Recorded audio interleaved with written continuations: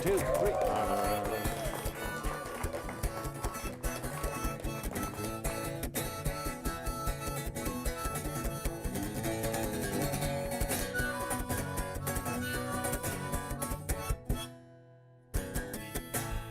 Whoa! Yeah, nice work. Woo! All right.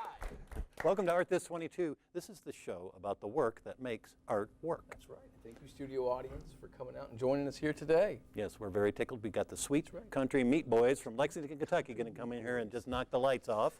We've also got 2 great features. do. Tell us about the feature that you're going to run Well, the today. first feature we're going to look at here today is an old friend of mine by the name of Brett Ratliff. And Brett is, for many years, a traditional musician and singer-songwriter. Brett is endeavoring in a new album, and it's about to be released here very soon, called Gone Boy. Sort of autobiographical piece on being gone as a musician all the time. Yes. So we traveled down to his ancestral homeland of Van Leer, Kentucky, which is beautiful this time of year, and shot a little feature on Brett Ratliff and his new album called Gone Boy. That's right. Check it out. Check it out.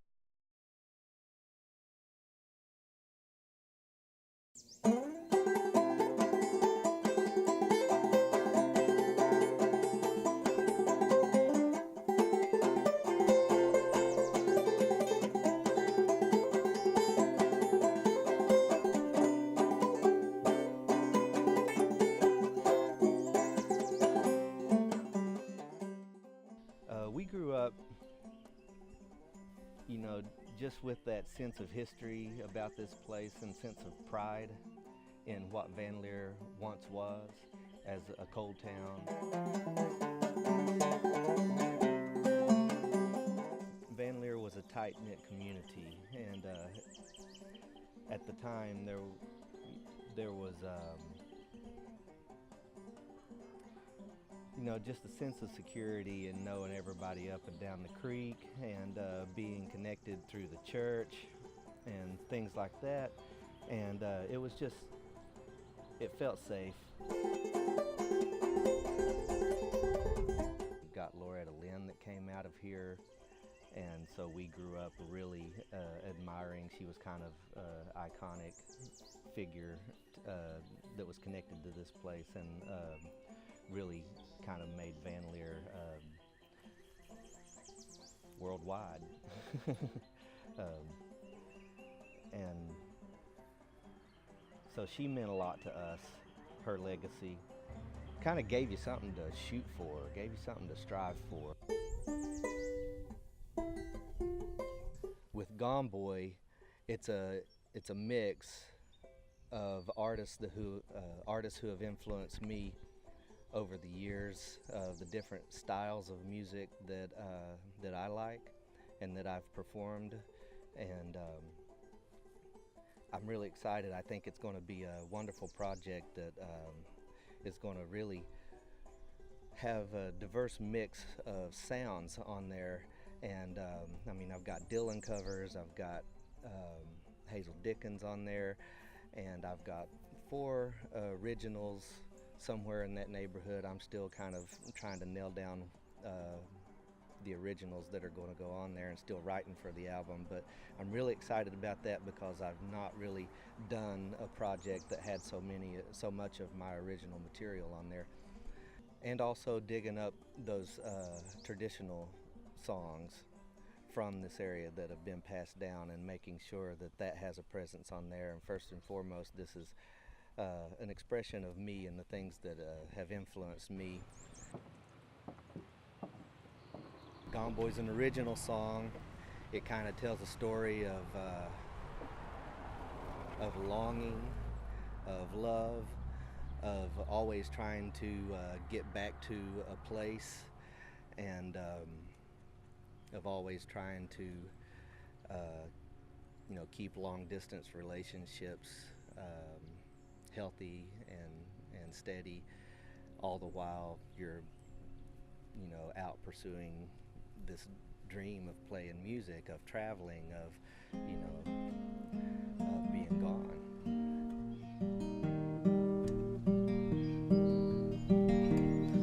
Well, I love the way we dance when there is no music playing, and even when you're lying silently, I can hear just what you're saying. In your eyes I see a part of me that I have never known. Don't worry, baby, tonight I'm coming home. Well, I walk these concrete sidewalks in the early morning sunlight. Then I step upon a hardwood stage and I'll sing until it's midnight. Always trying to show my gratitude for what has been and what's to come. Don't worry, baby, tonight I'm coming home.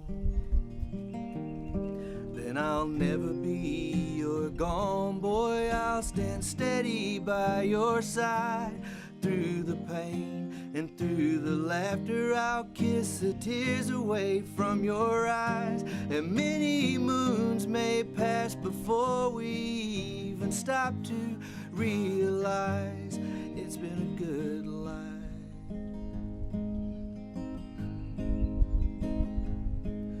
Well, we pull into another town, 11:15, with our name up on the marquee. The doors open at 7. As we check into the motel, I'll slip off to use the phone. Don't worry, baby, tonight I'm coming home.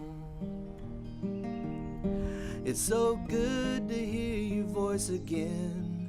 I miss the way you touch me. I swear that soon this tour will end and I'll head back to Kentucky. My eyes are tired, my pockets thin, but I just keep pushing on. Don't worry, baby, tonight I'm coming home. Then I'll never be your gone boy. I'll stand steady by your side. Through the pain and through the laughter, I'll kiss the tears away from your eyes. And many moons may pass before we even stop to realize it's been a good life.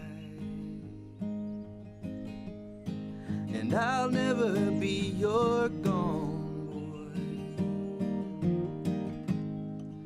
I'll never be your gone boy.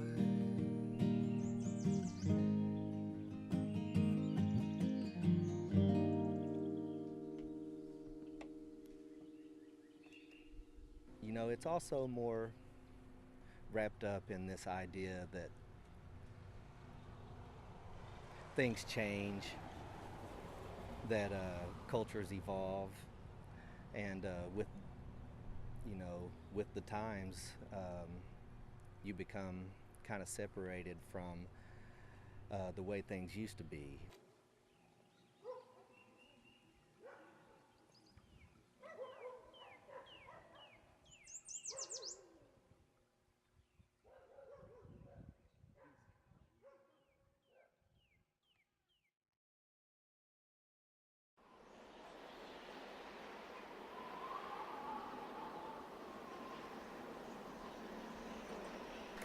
No, thank you. Thank you all. You're fabulous, and thank you for coming. We are honored this program to have the Sweet Country Meat Boys from Lexington with us today. They have just released an EP called Sweet Country Meat Boys 3. It's their second album. It'll be coming out on cassette. They've played recently at the Best Friend Bar, at Al's, and the Green Lantern, and King Bee Ground Sound. So please, give a nice warm welcome to Sweet Country Meat Boys.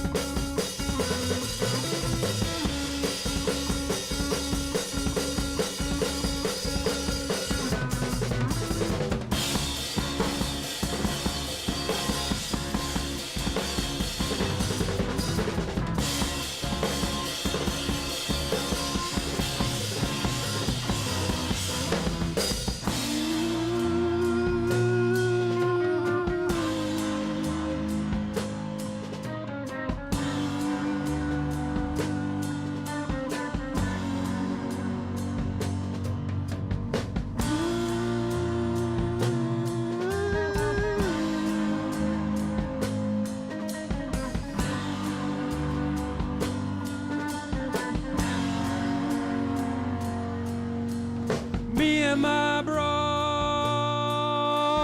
don't get along. Don't get along.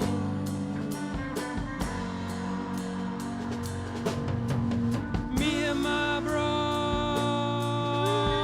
don't get along. Don't get along. No, we don't.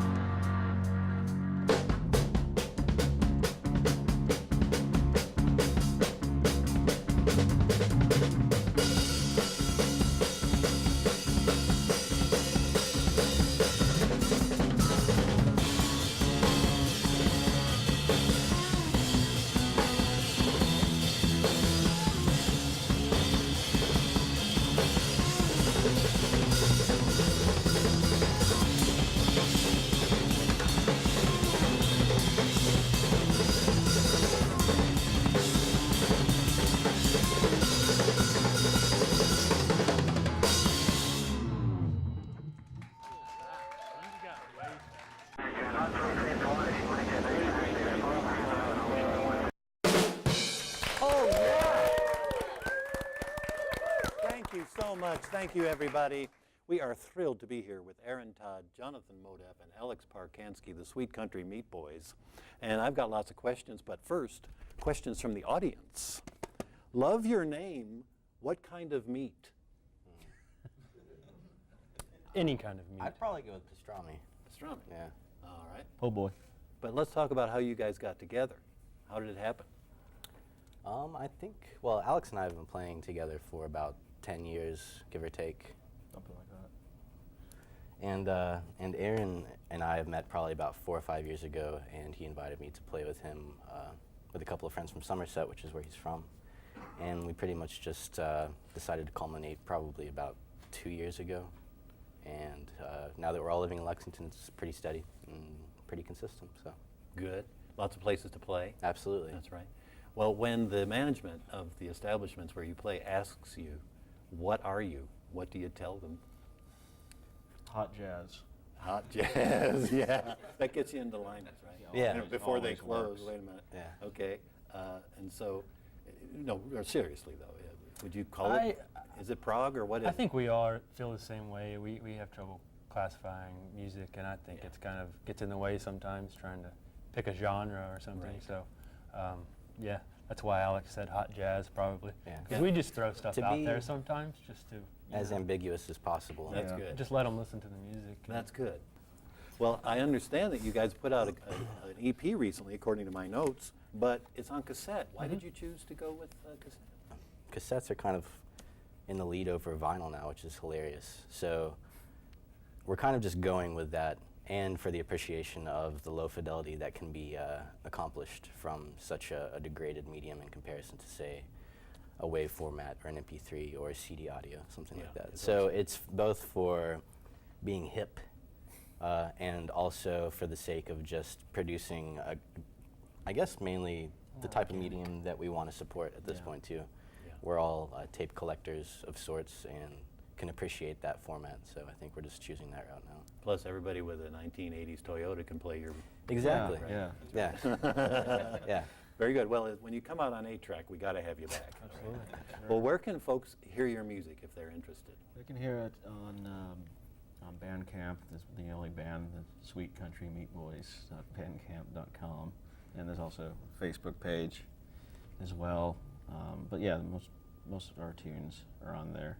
For free, listen to For it free. Yeah. That's right. Yeah. And you've got a CD coming out later in the year, you think? Yeah, we're thinking about getting a full length together. Got 4 or 5 tracks working already, so I think our first couple of releases have been, just 3-4 songs. So I think we're going to compile a larger, format this time to release later this year, hopefully. Good. Yeah. Well, one of the reasons we do the program is to try to get artists to explain some nuts and bolts. And one problem that every group and every person has is they get stuck every now and then. They know they're on something, but it's not done yet, and they're stuck. How do you guys get unstuck when you get stuck? What do you do? I would keep your mind open to new things. If you're stuck, I don't know, maybe take a break, listen to some music, don't listen to music, take a walk, watch a movie. read a Something book. different. do something Eat different. a sandwich. Eat some po' boys. Eat some po' boy. No, I would say we battle that with just our consistent obsessive manners of all listening to music that is pretty diverse. So having that constant kind of rushing at you between all three of us produces at least an opportunity for one of us to come up with a decent idea every now and then. So we all collectively write, which makes it easier too. It's not just one person decides one part and that mandates everything. So I think that makes that whole process pretty easy too. Well, we really enjoyed it, and we hope you guys will stick around and play another one for you, will you? Absolutely. Thank you so much. We'll be right back with the Sweet Country Meat Boys. All right. Thank you so much. Thank you.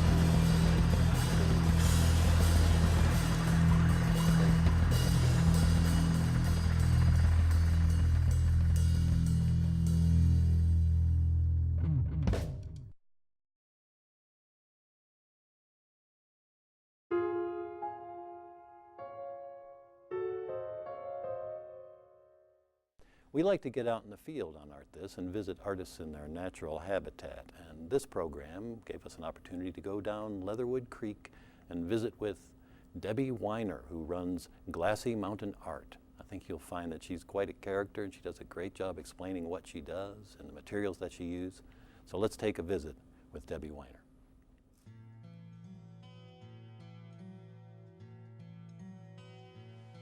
Debbie, where are you from? I'm from Mount Sterling, Kentucky, originally from Richlands, Virginia. Moving to Kentucky when I was about 6 years old. Do you think being a Kentuckian has influenced your artwork? Absolutely. Yeah. What influences has Kentucky had on what you make and what you do? Well, some of the things that I do is try to incorporate things that people like in Kentucky. We are farmers, so sometimes I use tobacco sticks in my wind chimes. I use L8 occasionally in some of my bird feeders because people love L8 from the state of Kentucky, a lot of us. And I use a lot of blues for the UK Wildcats. So the people, the culture, the environment, the drinks all influence what you choose and what you use? Absolutely. You know, I use some of the bottles that you take, wine bottles or liquor bottles, and go ahead and fuse them in a kiln. And they make beautiful wind catchers when they're fused flat. Now you do wind chimes, you do things that go outdoors. Bird baths, bird feeders. A lot of it is outside. And garden stakes with names of different plants and flowers. What is it about working with glass that appeals to you? It opens up so many possibilities of what you can create with glass. You can almost create anything. If you envision it, you can make it. You can take a piece of glass and you can leave it solid and it looks pretty, or you can add frit, little pieces of glass. You could add stringers, which look like little spaghetti strips of glass. You can incorporate paint, glass line paints, and paint any image you want on them. But what's your approach? Do you sketch it out or do you just sort of jump in? I sometimes sketch it out, sometimes I trace something. I might trace a horse. Horses are big in Kentucky. And then I might paint the horse, fill it in with glass line paint and fire it. Or I might just outline it in glass stringers and fire it into the glass. Have you always worked with glass or did you have No. other things you've done? No, my twin sister, Dreama Marina, goes to an art festival and has for the past probably 15 years, the Woodland Art Festival in Lexington. She made these beautiful wind chimes. So over the years, I would go and help her sell her wares. So one day I said, will you please show me how to do this before you die? Not that you're going to die, God forbid, but she showed me how to make wind chimes. She shared that with me. And then I went to the glass shop, and there's a Howlett glass, stained glass in Lexington, and bought beautiful pieces of glass. And my addiction to fused glass started with that and this kiln. Did you have to study? Oh, I spend many, many countless hours on YouTube looking up fused glass techniques. When you are making your wind chimes, do you listen to them while you're working until you get it just right? Or how important is the music to you? The music is important. They all have a unique sound. Such as, let me show you one with cookie cutters. This has a sound that it would be hard to duplicate.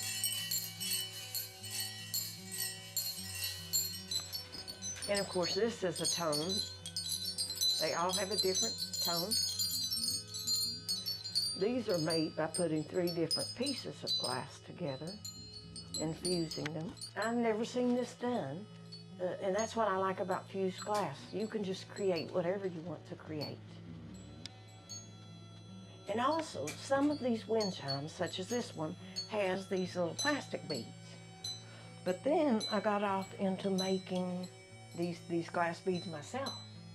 And then some of my wind chimes just have solid, handmade glass beads. Do you use a fan and test them out to see how the winds, or you I just shake do. them a little bit? I do. And when we set up at shows, we put the fans so that they will slightly tingle. And when you want to hear the sound, a lot of people smack. That's not a good thing. So the way you want to hear your wind chime to see how it sounds is to rock this back and forth. And I've noticed there's different sounds if you make the glass go straight across rather than at a V. And I use a lot of things that are local, and I did name it Grassy Mountain Art because I get a lot of my materials from the mountain.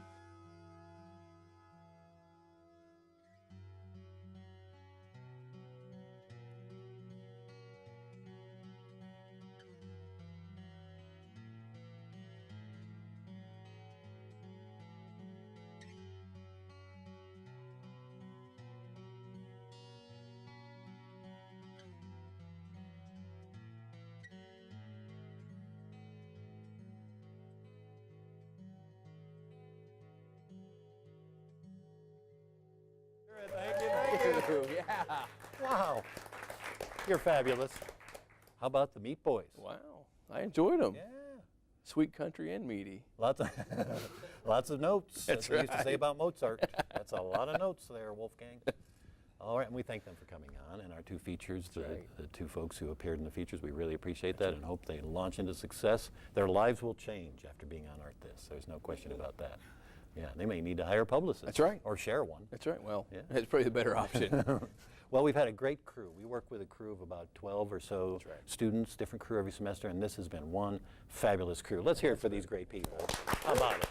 Cameras, lights, microphones, vacuuming, everything.